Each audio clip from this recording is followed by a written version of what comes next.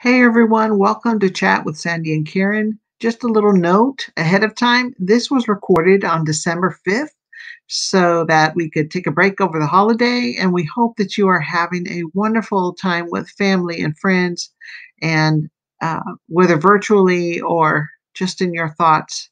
Um, we hope you enjoyed this little chat, this little discussion, which is a little bit of everything, talking about entitlement, education, and looking forward to the new year. So enjoy. Well, because who knows where we'll end up. Okay. So welcome to episode 8, everyone. This is Chat with Sandy and Karen, and we are just recording right now. Here we go.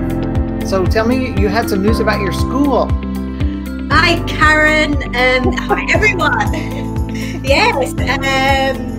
So at my school, well, no, all schools, upper secondary schools in Sweden are now on distant learning because the government has said that the young people are spreading the virus. It's very high no, they're not spreading it, but the young people are getting it.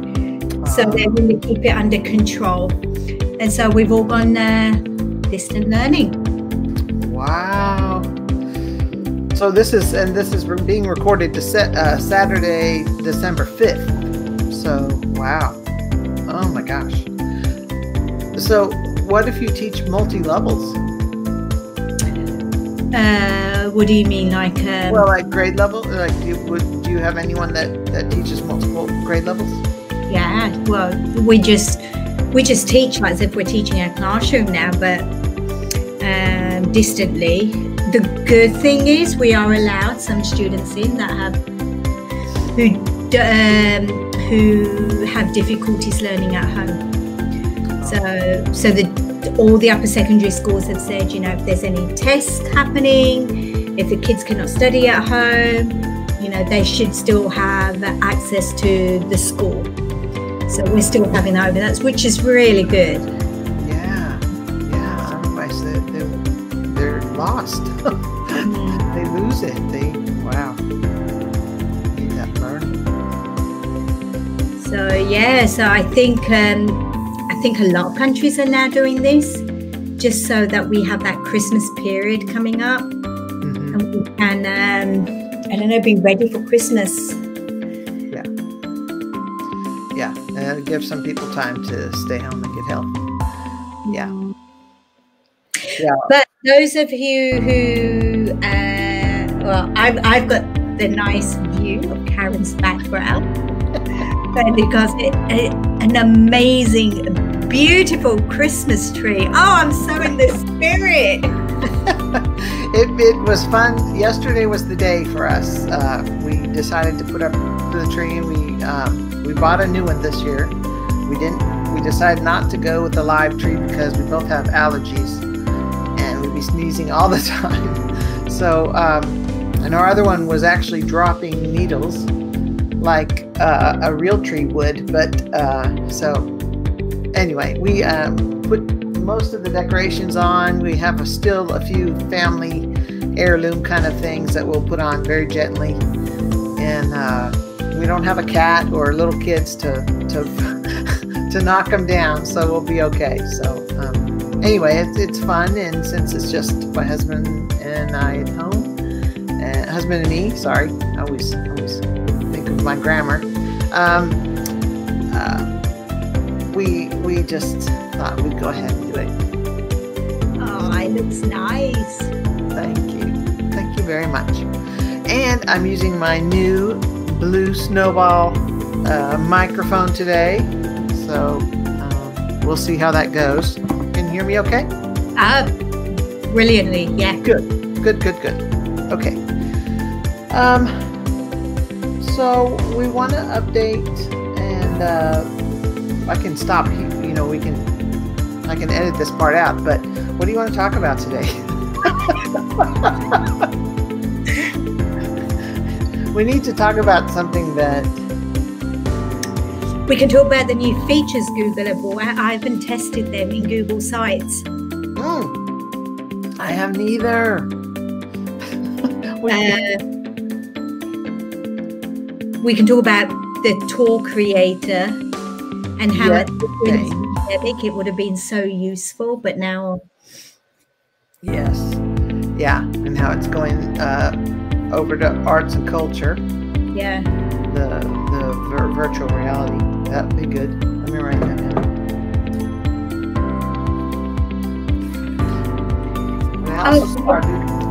We can talk about entitlement. Okay. I got a podcast notebook now. Oh, you have? I think I should invest in one.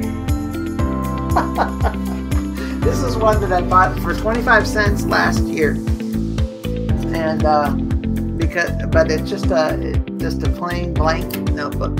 So there you go. Officially, I hope I stick with it. You will. Okay. So tour creator change and entitlement. Because we've discussed that on our course.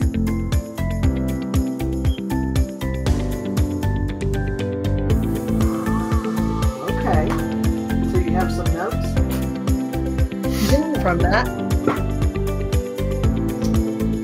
I'll ask you what do you think is entitlement? Okay. I do have a story, something that just happened yesterday, and it's making me upset. But anyway, no, it's all right. That's okay. Let's talk first about Google and Tour Creator and how it's changed. Okay. So Karen, I think it's been a month now, Google announced that they're going to stop the training or the app Tour Creator. First of all, Tour Creator is the app that allows students to travel the world and look at, say, the history behind a town, build their own tours. What do you think about it? Well, I know that it was in connection with some goggles that you could purchase. So there was a whole hardware software blend of the app and things that Google sold to school districts. And at least in my experience, it was a little tricky to get the devices to work on our network, our school network, because of security.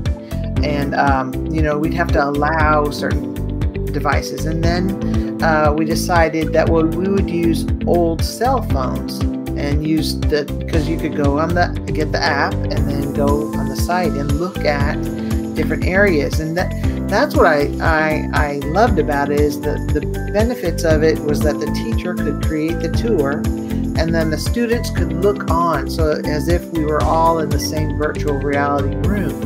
And then little dots and little happy faces would move around where you could see where everyone was looking. And then the teacher could call the students back and discuss a certain part of the virtual scenario, the virtual room or area, which was totally cool.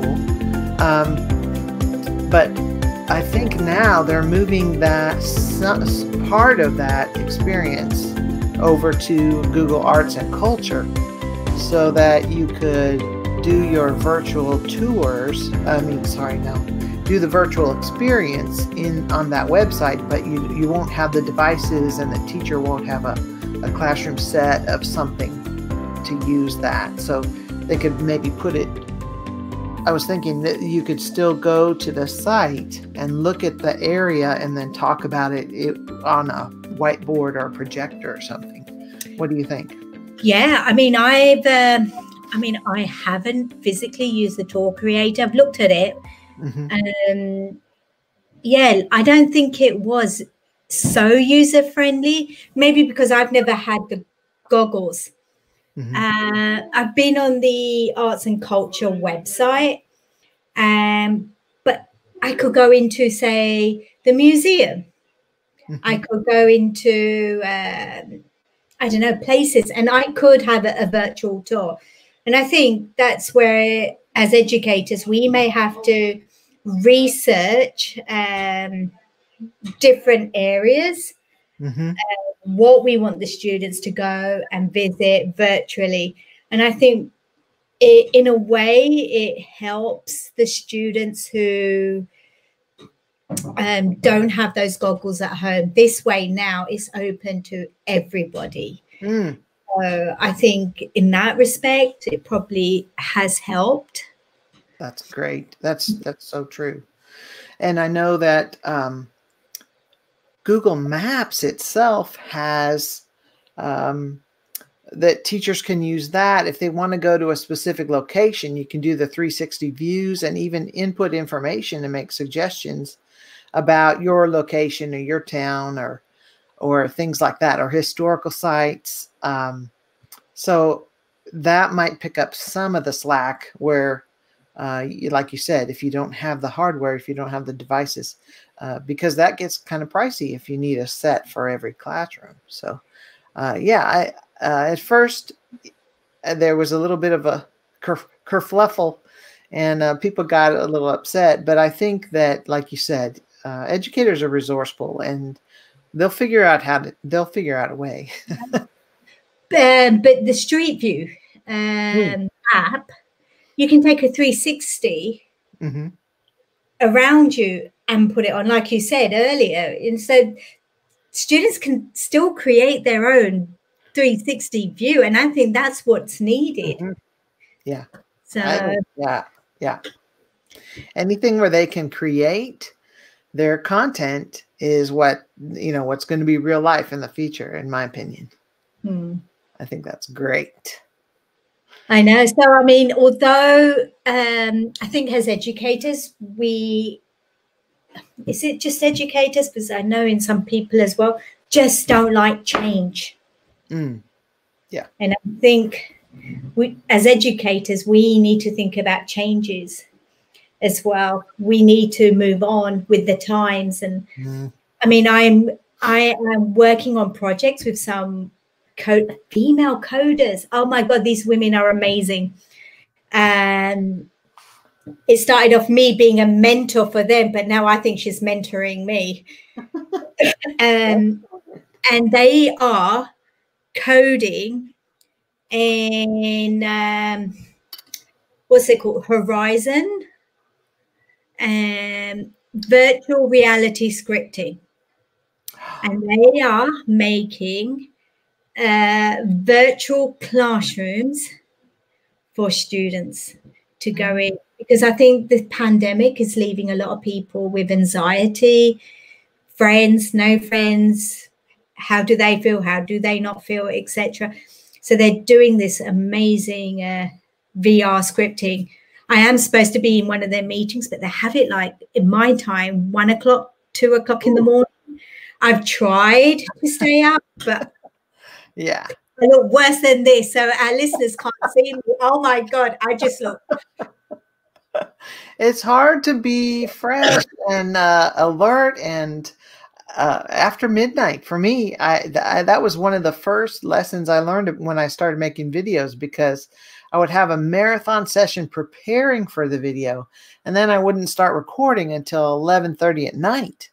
And then, but it ends up to be 1 o'clock and you're tired and your brain's not that sharp. And yeah, the time zones are a bear to try to get around. You'd almost have to take a nap during the day and then get up at 11 and shower and wake yourself up just to get in on one of those. That would be hard. Yeah. So yeah, I think what we need to as educators accept changes. That's my conclusion. I totally agree. And then, so how did you connect with female coders? I mean, how did you? On a certain social media page. I've signed up for this mentoring. They have a mentoring page where someone goes in and they look for mentors, and and I've mentored 2 or 3 from there. I think they're just looking for another idea, another way of progressing if they're on a project. So I've, things like Gantt charts, things like writing things down in notebooks. Sometimes it's like clear your mind, or just someone to speak to. It's different things. And that's how I connected with this woman, Kirsten. And she said to me, how do you do virtual scripting and layering? I had to say, well, you know what, when you know, can you please teach me? Wow, that's cool. Yeah. The name of that, what's that Facebook group? I think I know that. That's something that we did for the Teach-a-thon, wasn't it? Is it the same Kirsten? Oh, no. I think a different one. Okay. We'll have to put in the notes connection, because that sounds awesome. Definitely. Constantly learning. I love that. Okay, so we're going to switch gears now, and we're going to talk about, you said in your schoolwork, you're talking about entitlement. Yeah. Dun, dun, dun. And I'm going to tell a little story that happened. It just happened in the news last night, actually. Football is very big in Texas. Okay, so a high school football team. This young fella got a penalty called on him for a personal foul, which is like one of the most serious penalties, and he was put on the sideline. The coach pulled him out of the game because he did something that wasn't right, and he got a penalty. So a few minutes later, the boy, the 18-year-old young man, stormed the field and knocked over the referee, knocked him flat, and all the coaches came out and dragged him out, and he got kicked off the field and off the game totally, which is, well, anyway.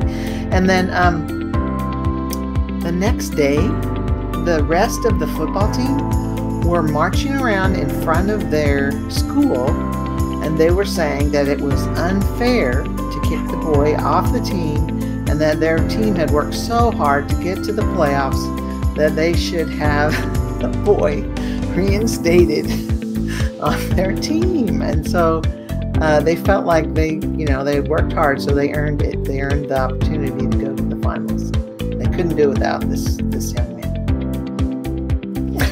So, yeah. Go. Speak. Okay. So yes, we're entitlement. So yeah, I think it's that story. Does this generation think they are entitled to everything? Now, for example, for his sister, my daughter, so he's doing a birthday card. Yesterday he said to me, I haven't finished, so can I stay up? I'm like, nope, you need to go to bed by 11:30. And if you haven't finished, why were you playing video games?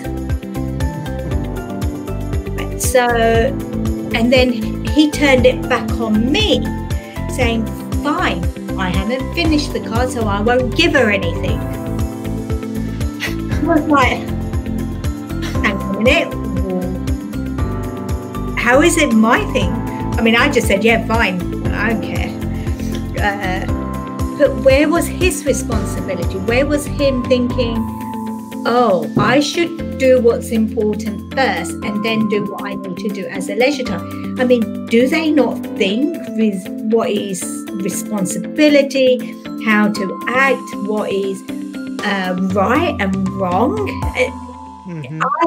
Are they entitled to everything? Yeah, and the one that suffers is his sister. When he missed out on the opportunity to say happy birthday, to give, and which in itself is a good thing. No, he was fine. He did it. And he woke up early. There we go. See, he made a way. He made a way, but then because I didn't react, I just, yeah, okay, fine. So But it was, and I think he had to think about it. But are we giving, not us, are we giving that, or are we taking that responsibility away from the students or kids? Are we, I don't know, is it too much a big brother outside, like the Kardashians or Hollywood Wives and all of this, where all the mean fly on the wall? Do they think it's okay to behave like that? I don't know. I don't know. It's a lot of it is about consequences of your behavior, and we're not held accountable for our decisions. And maybe we try to make up for things and make arrangements for things to happen. And we need to be accountable. There is something about accountability. It helps you decide. It helps build those decision-making skills.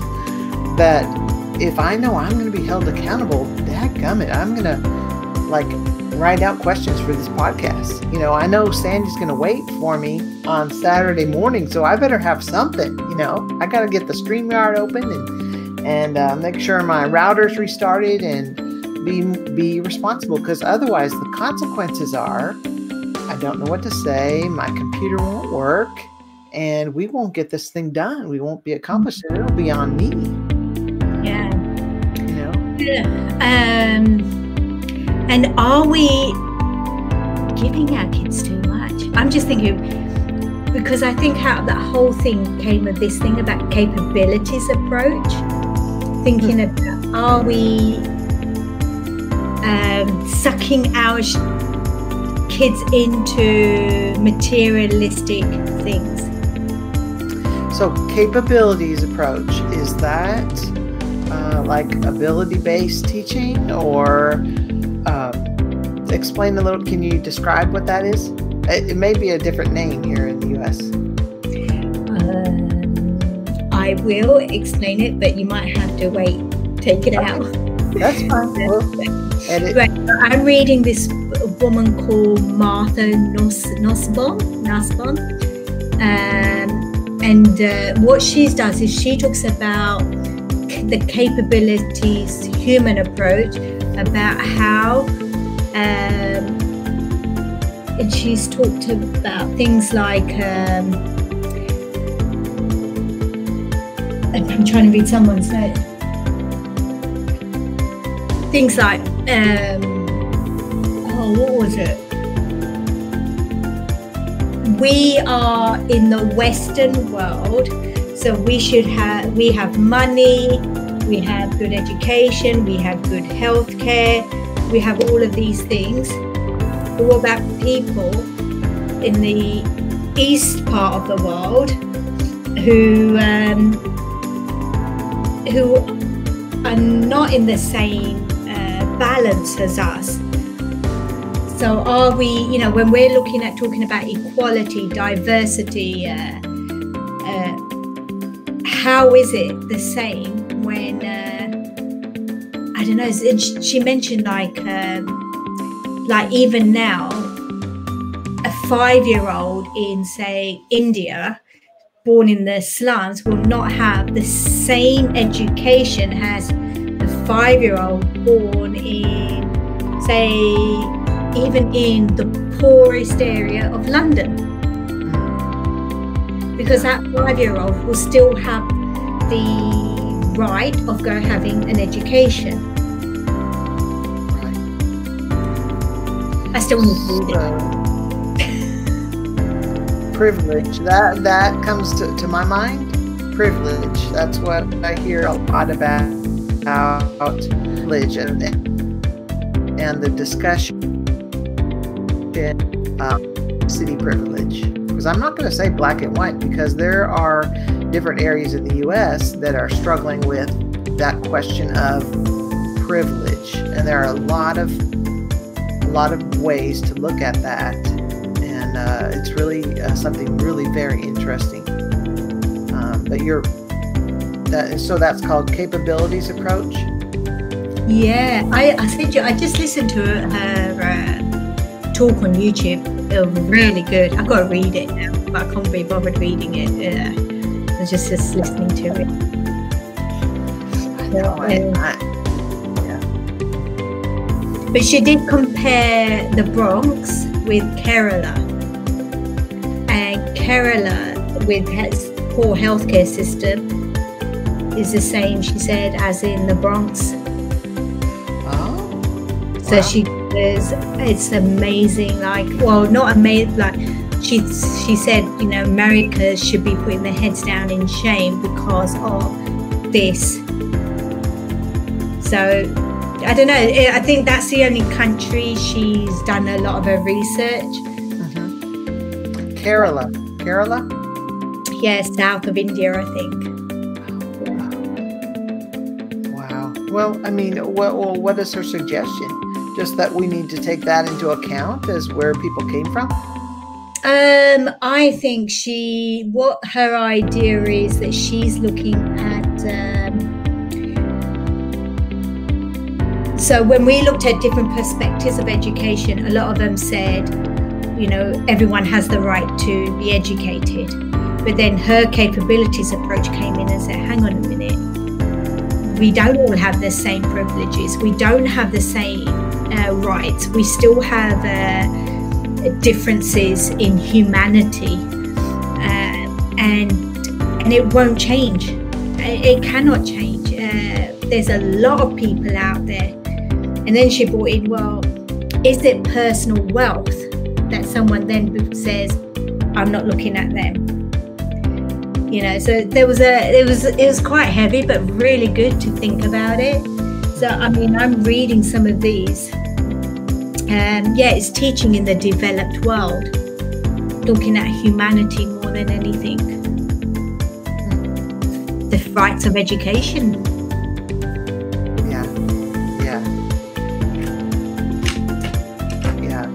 Globally, when we look at the world as a global place and then as a place where we have our own sphere of influence, you know, we're made aware of different situations and different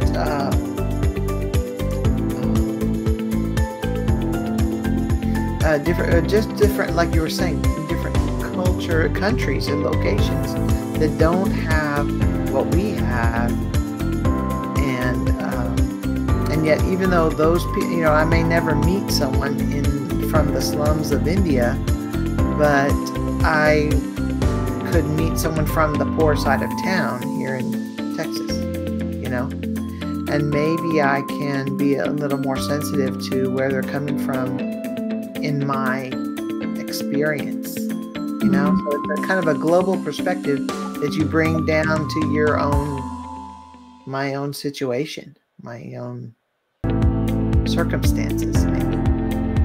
I don't know, because I'm the type of person that really depresses me, you know, because I can think of, you know, you think of the poorest of the poor and in the whole of the world, and it just weighs on me. It weighs me down, and then I'm kind of embarrassed with my beautiful Christmas tree. No, I mean, if anyone's listening, think about the spirit we're giving them. Yes. I mean, yeah, it's kind of trying to take the situation and make it better, or bring some kindness towards someone, even on the most basic level, is being kind to people and lifting each other up, because we can't you and I are not going to fix the world, but we can at least influence those around us. Maybe that's what we need to take from this. Yeah. Oh, that was a great way of saying it. Yeah, definitely. Ooh, heavy. Yeah. But that's okay. You know, when you chat and you drink, and I'm drinking coffee this morning. Yes, I've had my bed full of coffee. Now I'm trying to drink enough water. Yes. Well, in Sweden, it is what time of day now? It is coming up to 5:10 in the evening. It is very, very dark outside. But you know what's really nice? It's like you look outside. So Sweden is not a flat land. So there's houses on different levels. And it's so beautiful to see the Christmas lights. Everyone's got lights out. It's really nice. So I try and go for a walk and look at these nice lights, but well, just a quick thank you so much, everyone, for listening. And yes, when I look out my front door, there are only two on my block. I live in a cul-de-sac, so there's a neighbor right across the street. Thank you so much, and they have decorated, and we just decorated yesterday. So it's nice when I step out my front door, I can look straight at the neighbors, and they have some twinkly lights out. We have Mr. Bruce Reicher, an educator from New Jersey, WeVideo ambassador, and author. So we look forward to bringing you our chat with him, and lots of great media ideas and advice and stories. So bring your cup of something to sip on, and we will talk to you next week.